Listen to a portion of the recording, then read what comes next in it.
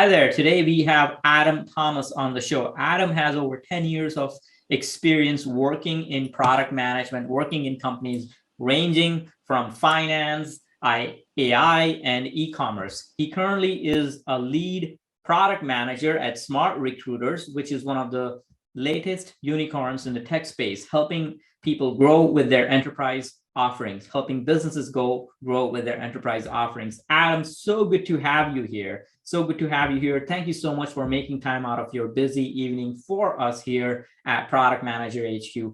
I genuinely appreciate your time, your energy, and the love that you're giving to our community. So with that, today's topic is going to be survival metrics. And Adam, it's your show. Thank you so much for having. Thank you, boss. So we're talking about survival metrics, and we're going to have some fun today. If you're watching this in the future, we're going to have some fun this evening, tomorrow, whatever day you watch this. The talk is called Survival Metrics, Fast, Data Informed, and Safe. So the first thing I want to ask is, does your team trust you?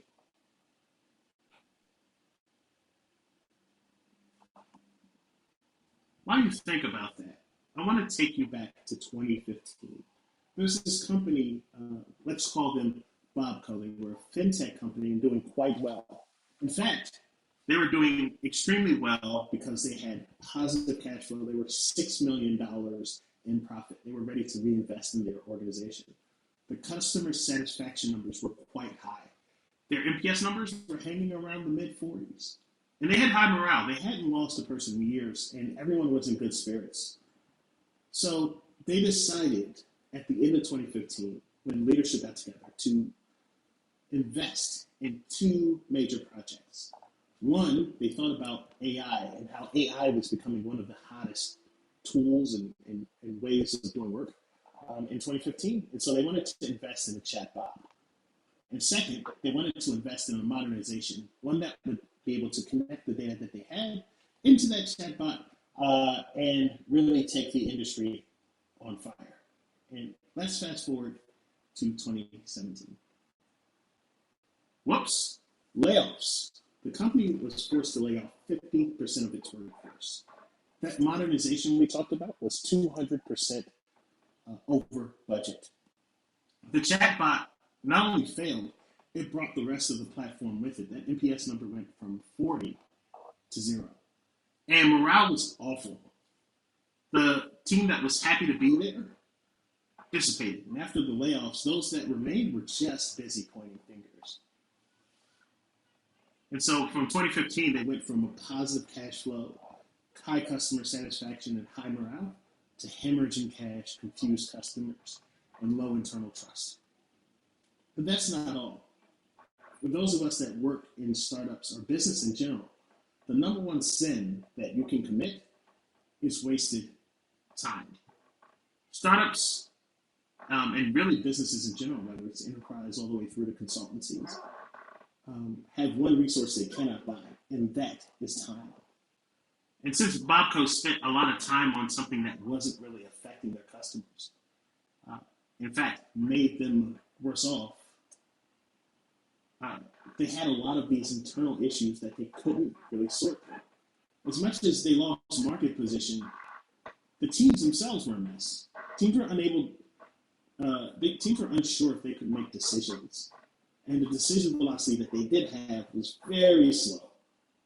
There was no data clarity. Everything was a gut-based decision because there was very low information. There was not a lot of information flow. And the company values weren't applied. And since things were hard, things got really flimsy. So not only did they miss the market, they've also missed a piece of themselves. Now, is Bobco's story something new? Is that something odd or one-off? No. Right? There's a ton of businesses, startups all the way to enterprise, that fail just because they don't have market need. They've made a big decision. They've done what some folks may call big strategy up front. They had no idea of how to stop or what success looked like. And they just went ahead and built something, failed, and then burn themselves out of the market. Now, a lot of folks in product development, specifically software product development, will talk about the Agile Manifesto. They'll talk about being agile. And what they're talking about is the Agile Manifesto. Everything that comes from mostly modern product development, specifically distributed modern product development, really probably falls in the Agile Manifesto, or at least most startups and most people watching this. And for those who don't know, this is the Agile Manifesto. That's it. It's only these 4 tenets. It's very small. All right? Well, it's so small, we're going to read it right now. It's individuals and interactions over processes and tools, working software over comprehensive documentation, customer collaboration over contract negotiation, responding to change over following a plan. Now, if you think about the failure and no market need, the tenet that really speaks to that is responding to change over following a plan, right? We all have an idea of where we want to go. However, the business, life, things get in the way, and we need to respond to that change. That's what Agile is all about, that flexibility to be able to respond to changes that happen both in the marketplace and internally. So let's make that point a little bit more clear. Imagine you're on a desert island. And on this desert island, it's important to do 3 things to react to the changes that are happening. I call these the 3 pillars of change, right? You need to be fast, politically safe, and data informed. Let's think about this in a desert island context. Think about yourself if you were on Man vs. Wild and Lost. You need to be fast. You need to understand, is this something I can eat, or is this something I can drink, or is this someplace I can live? The sooner you make those decisions, the better off you are. You need to be politically safe. It's important to understand the world around you.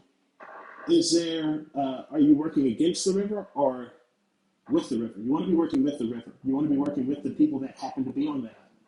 And so it's important to be politically safe. And you want to be data informed. You don't want to eat water and drink sand, right? You need to know what reality is.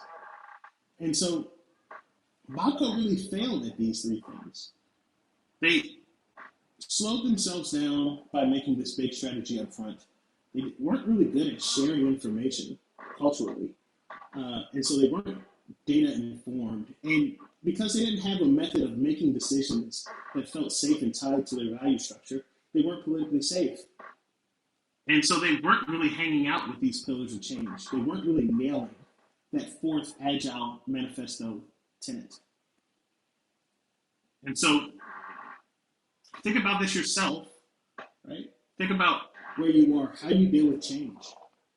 Your change needs to be fast, right? It needs to be data informed, and it needs to be politically safe.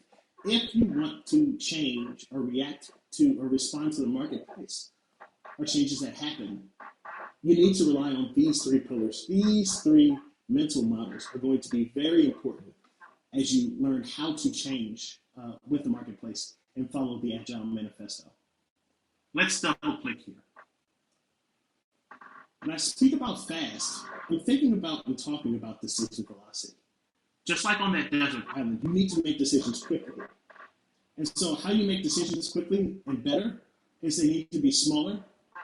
They probably need to become pre-made so you don't have to think, and simple. Right? You don't want to make these complex.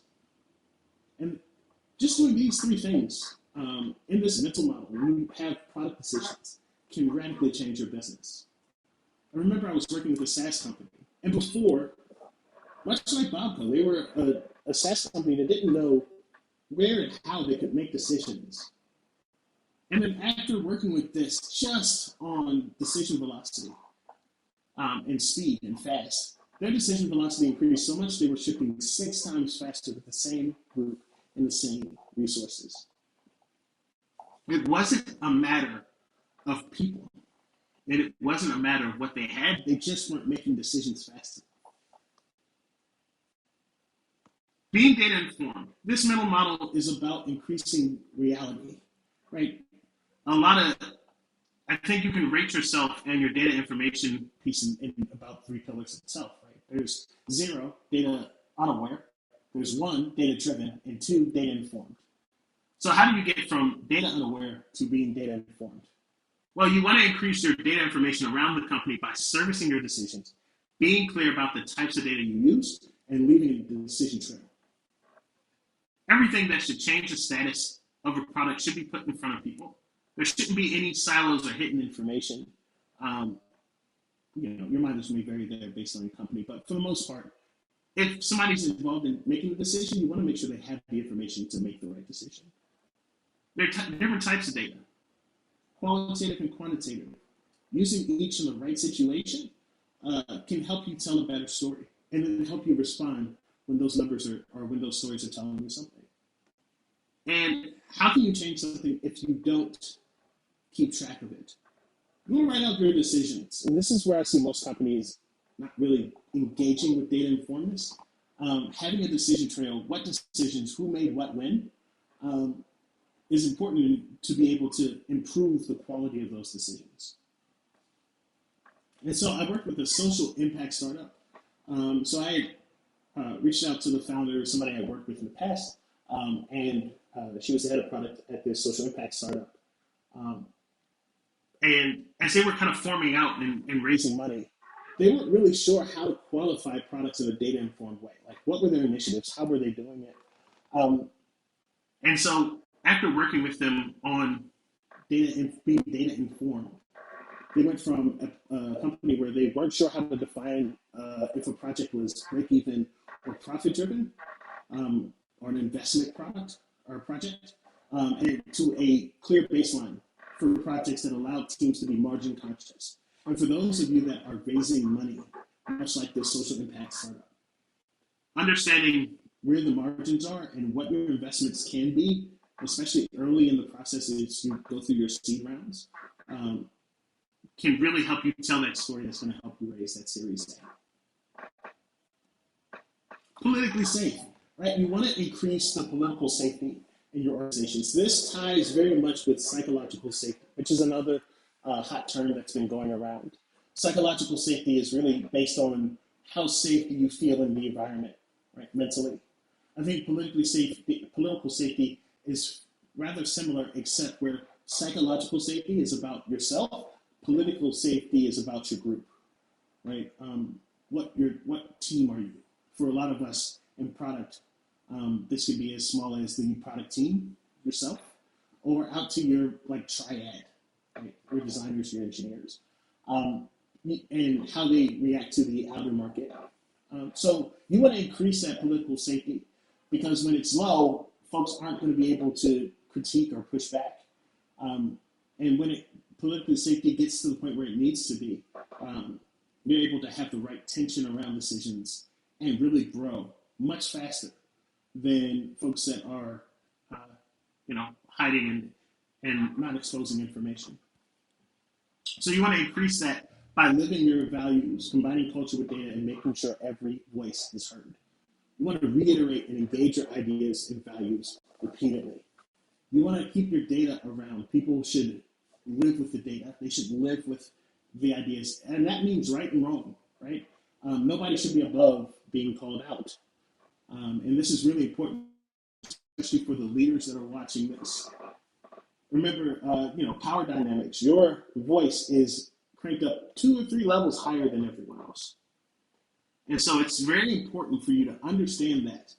And when bad news comes to you, adjust accordingly. And then you want to make sure that the information, especially as teams, right? You're talking to different teams. Teams don't feel siloed. It is my theory on product that the singular goal of a product person inside of a company is to increase the decision science and fitness of that said company team group, right? You can't do that if teams feel siloed. So one of your jobs is to make sure teams don't feel siloed. Go out and talk and make sure folks are feeling politically safe. And so when I worked with an enterprise, product and sales were clashing since they were unsure of each other's incentives, right? They didn't talk. There wasn't political safety. But afterwards, product and sales started understanding each other. They got an idea of what drove each other. And they started shaping their work around each other's incentives, making each other feel safe, right? Political safety, the group felt safe. And so I'm going to take a pause here for those of you watching, and for those that are here. Here's a question. Which of these pillars do you feel your team could improve upon? Take a chat. If you're on YouTube, type it in the chat. If you're out and about, feel free to write this down somewhere and really think about it. Could your team be better at being fast, data informed, or politically safe? And then why? Right? There's going to be a way for you to send that to me that we'll go through a bit later, but I want you to stick on that, think about that as we move forward. I'll give you a few seconds here.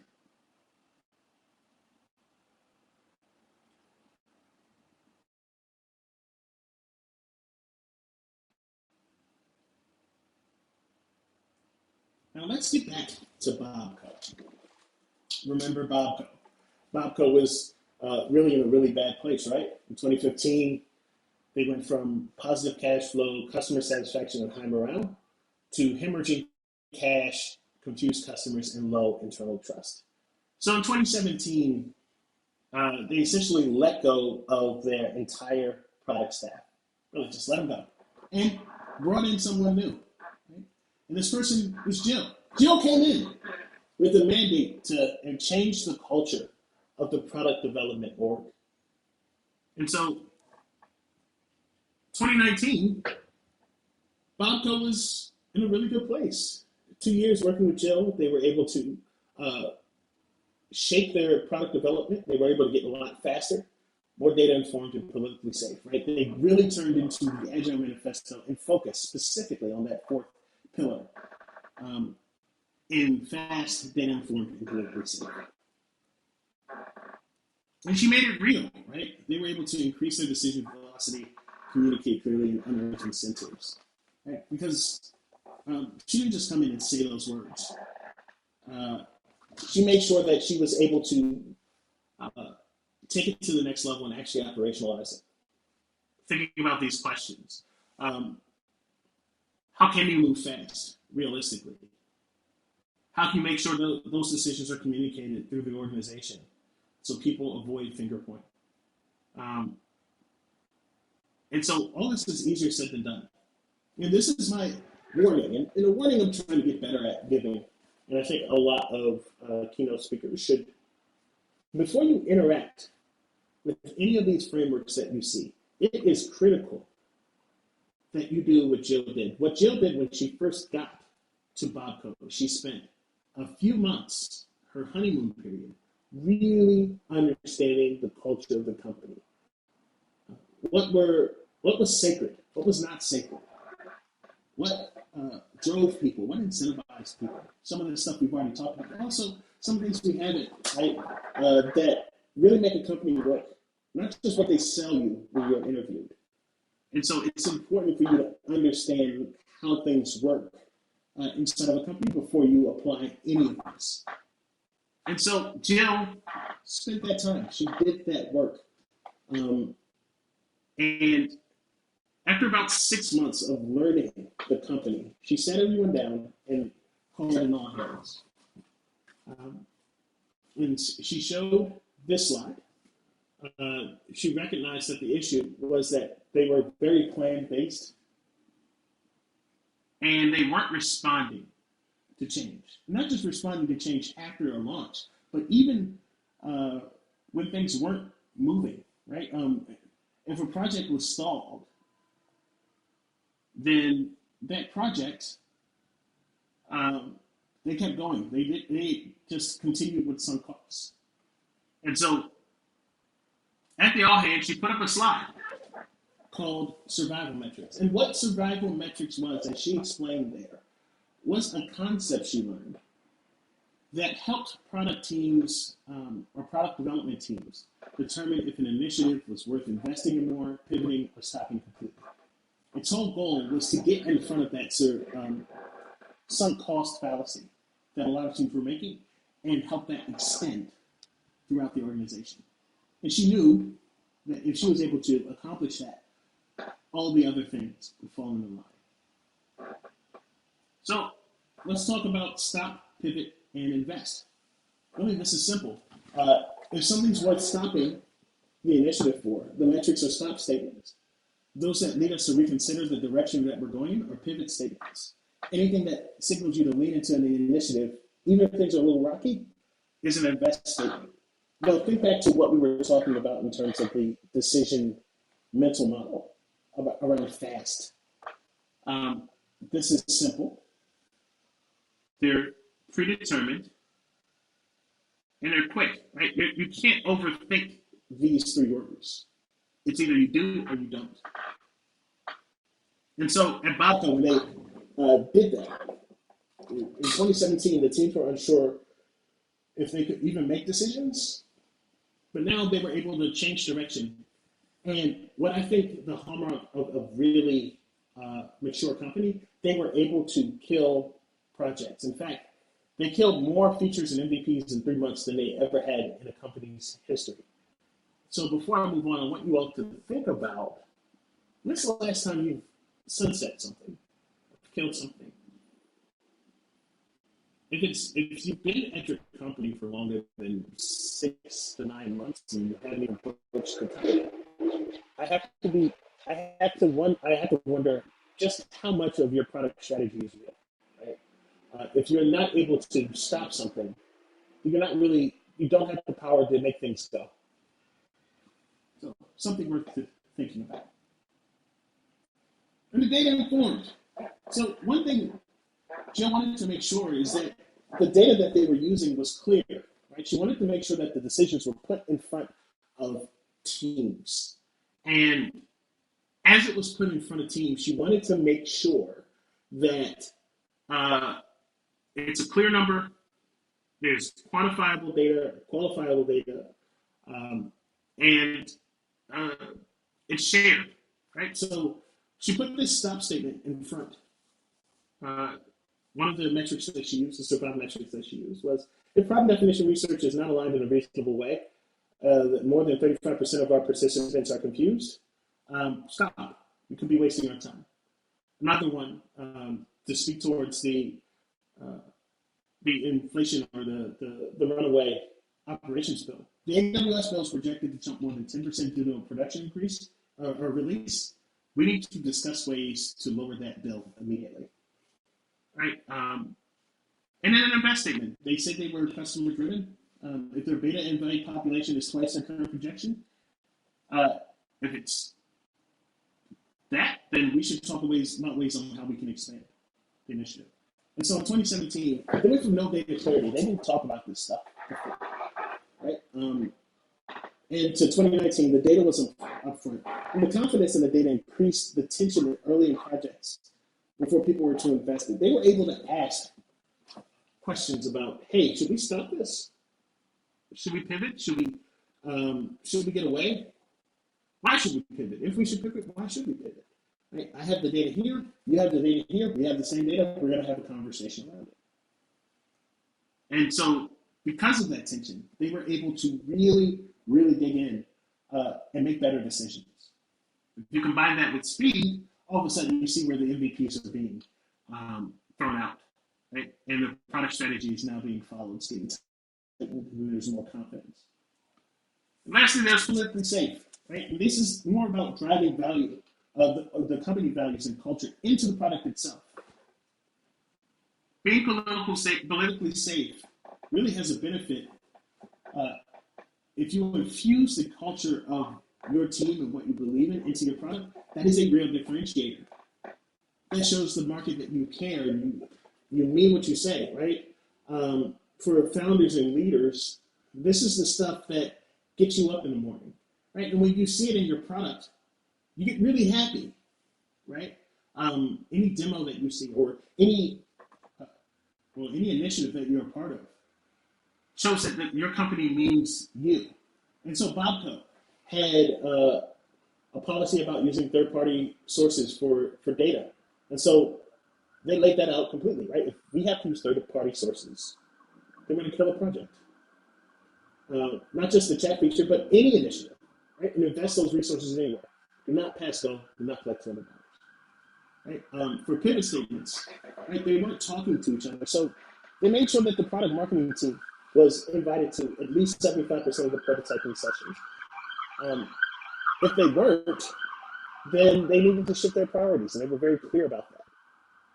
And then they talked about their customer centricity, right? And so if there's an organic shares, they really have to get in front of it and share and invest more into that initiative. And so the company values weren't applied, so they felt flimsy when times got hard, and they did in 2017. In 2019, leadership saw their values in development, so they didn't poop and swoop as much, giving teams far more energy. And they got to see that differentiation in the market as well. And so, nailing these 3 pillars, let's talk about how to make it real. Like you heard Joe's story. You heard how Bobco changed. How do you make it real for you? How do you make yourself fast, politically safe, and data informed? Well, there are a couple questions that you need to ask, and you need to ask these questions a lot. So get comfortable with these questions and variations thereof. 1, what are the non-negotiables for your team? This is really the formation of your stop statements. And it's going to tell you a lot about what's going on. There's so much you can learn from saying, hey, what's off the table? And asking people to be explicit. And so when you talk to leaders, especially leaders from other places, it can be very eye-opening as to what you need to focus on or what potential traps you can avoid. Next is how much are we willing to let this initiative cost us? And that should drive your pivot conversations. Knowing how much things are worth can really change, again, like your perspective. Lastly, what markers do we need to see to commit more resources to this initiative? I think some of us can identify and wince when they hear this, but one of the worst things you can hear as a leader of a project or somebody responsible for a project or initiative is if you go to a higher up and they go, well, if you would have told me that, I would have given you what you needed. You needed 2 engineers, I would have found them. You needed $10,000 more dollars? Easy. That would have been easy. And so you somehow made life harder for yourself. Asking for this explicitly helps you avoid that problem, right? You can put it in front of people and say, we're going to go get more if we do this. Can I ask your team for more if you see this? And as a result, you'll get better feedback. As a PM, as I mentioned before, your job is to help create a better environment for more decision fitness consistently. You're making your decision-making engine in your company stronger. And some of that work is translating the answers that you receive, just generally. And with survival metrics, that's no different. You need to turn those statements from your research into some sort of form, some sort of survival metric form. Once you have those, you'll need to prioritize them. What's important?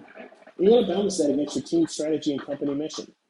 You want to make sure that they're seen, right? And people care about them. How do you want to communicate this? You want to tell that story over and over and over again. As a former boss and current mentor told me, you want to really sound like a broken record. Communicate this often. And you want to create that cadence, right? You want to talk, translate, prioritize. Talk, translate, prioritize. Talk, translate, prioritize. To some folks, this may sound very similar to build, measure, learn. Same principles. Because if your survival metrics aren't causing changes in your production of product, if they're not forcing you to make decisions, then they're not good survival metrics. So you have to keep the conversation going. Are these things really making us make a change, or are they consistent, stable, right? If they're consistent and stable and don't really come into play, you can put them somewhere else and say, hey, this is like a red line document. These are things that aren't going to change us. Put that somewhere and show off later. But for survival metrics, you want things that are constantly making you think about product development. And so you can ask yourself, if it's working, these 3 questions. Are you able to react to your current circumstances fast enough to build more market share? Very similarly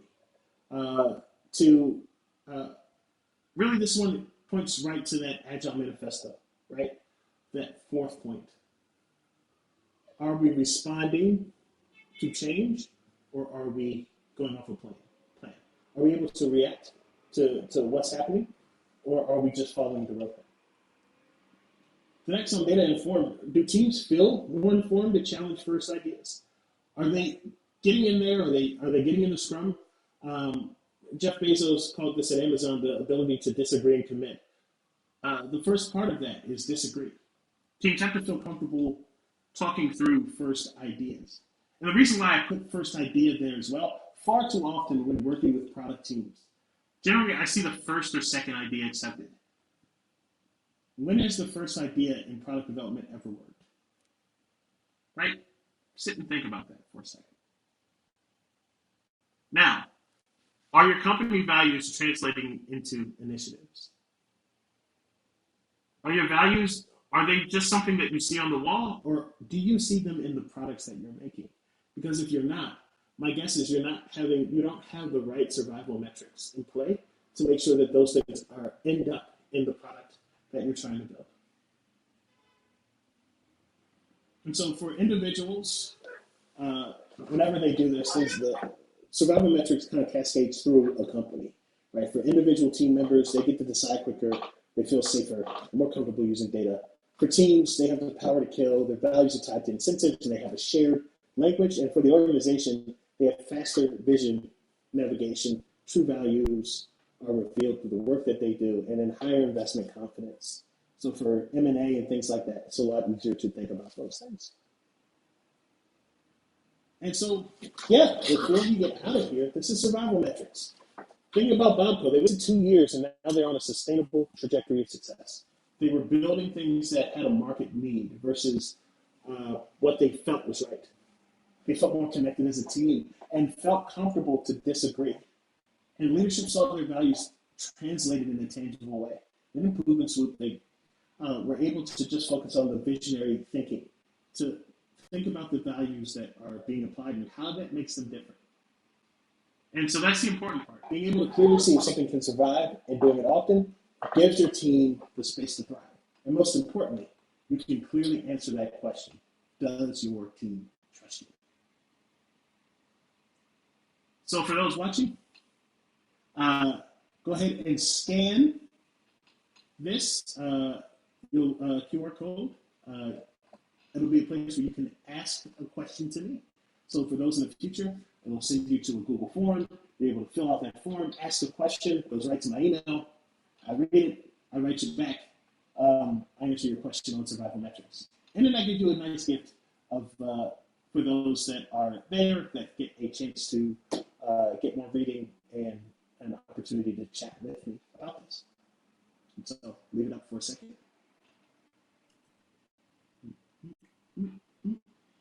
Hi there. Thank you, Adam. I really appreciate it. There you go. Go ahead. Yeah, sorry to interrupt you. Go ahead. Go ahead, Adam. Oh, that's it. Here's my info. Come on by. Website, LinkedIn, Twitter, wonderful. Instagram. Come on by. Say hello. Hey, thank you so much, Adam. I really appreciate you sharing this. I also have an additional gift for people who watch this and want to share 1 or 2 things they learned from you. I want to offer this gift to you as an audience. So I'll be sharing my screen now. And this is a gift. So the gift is I'll be giving you completely free access to a tech product primer course. And it's going to be, it's going to have following details. You will learn about how to build products from ground up. You will have the tech frameworks as well as the frameworks and methodologies used in product management interviews. So you'll get the frameworks, you'll get the vocabulary to communicate with designers and engineers. This course is a 10 video course, and you get it for free 100%. It's great for people who want to build their technical side as a product managers. And it's also great for entrepreneurs who have creative ideas, but don't know how to turn them into products. So in return, what you have to do is to share a LinkedIn post of what you learned from this workshop with Adam, and tag Adam Thomas in that post and share what you learned from him. And if you just do that, and if you tag Product Manager HQ, I'll get a notification, and that will help me give you free access to this program. So I'm looking forward to sharing this with you as well. With that, Adam, any last thoughts? I'll pause here. I'll let you have the last word, and then we'll conclude this webinar. Thank you. I think the last thought is be kind and help each other. Be good. Thank you.